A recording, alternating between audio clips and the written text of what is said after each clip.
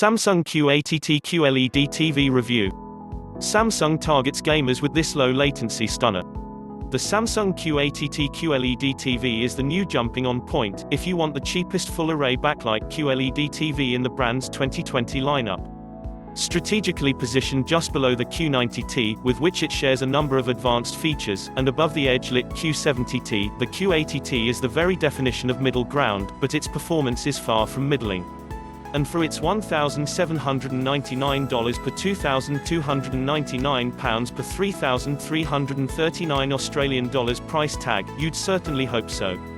We tested the QE65 Q80T size, though it's also available in 49-inch, 55-inch, 75-inch and 85-inch models, and found it had bright peaky HDR, beautiful definition and wide colors.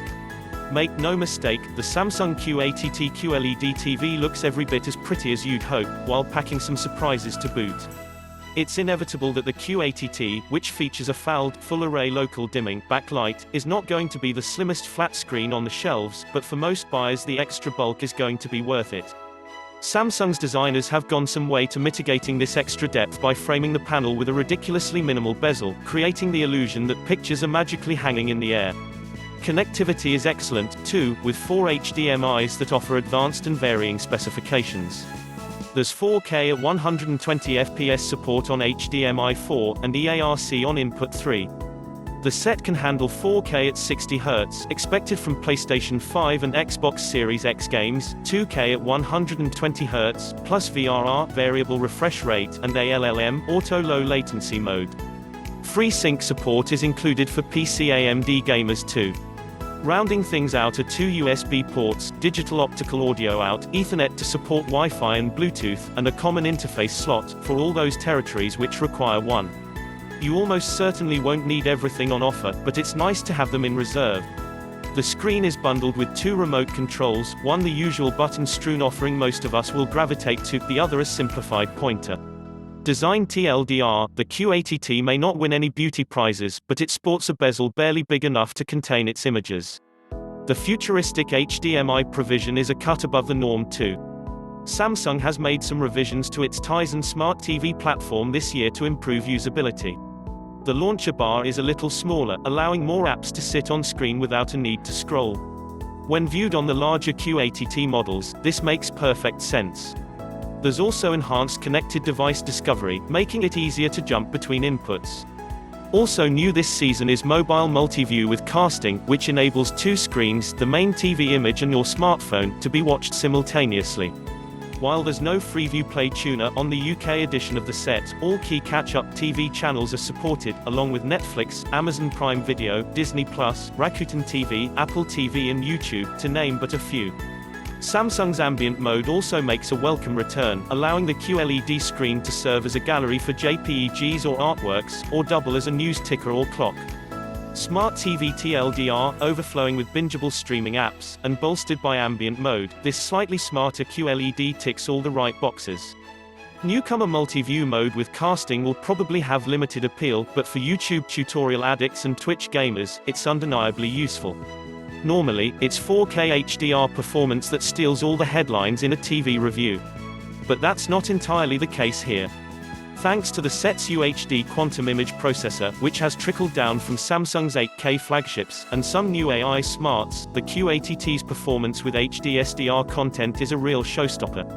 The TV is able to interpolate subtle elements of detail into HD and lower resolution content, creating a compelling UHD-style image. The processor works out what is native detail, and then through comparison with a texture database, creates more of the same. Not only is this talent a godsend in these bit-reduced times, but it also breathes new life, actually interpolates detail, into any non-UHD disc collection. Sdr Picture Modes comprise Standard, Dynamic, Natural and Movie. Standard and Natural work with most content types, with the latter having the edge in brighter viewing rooms, where its tendency to crush black-level detail in order to enhance contrast is less obvious. The Dynamic mode leads to quite oversaturated images, though, while Movie basically does the exact opposite. If you don't want to faff around in menus, and can't persuade other household members to manipulate image presets, there's an updated version of the brand's Intelligent mode, with adaptive brightness and adaptive sound, that'll make the most of incoming content. Motion handling is above average, too, so this a good screen for lovers of sport, where you can find it. Auto Motion Plus settings can be manually configured, with adjustable blur and judder reduction. If you don't want things to look overly processed, keep blur reduction low and judder reduction at around 4. Alternatively, leave the system on auto. Of course, if you really want to let the Q80T's 4K quantum processor off the chain, feed it some native UHD. It boasts a raft of technologies able to maximize color, detail and specular highlights. HD, Sdr Performance TLDR, if you want to make the most of an existing DVD or Blu-ray collection, or clean up bit-throttled streams, this set does that majestically well. HD Sdr upscaling is best in class. Although it's tempting to compare the Q80T with 2019's Q80R, this model is actually an update on last year's Q70R, confused. That's probably the idea. The Q80T shares the same number of backlight zones as the Q70R, around 50. This puts it some way behind failed flagships, but it's still good enough to offer more HDR precision when compared to edge-lit screens, all while maintaining decent screen uniformity. For the most part, you won't notice errant screen blooming, except on dark scenes with bright highlights. More often than not, the giveaway is black letterbox bars with movies. When something bright moves into the space just above or below the picture area, you'll see some light pollution, but the effect is relatively fleeting. The set's overall HDR performance is strong, too.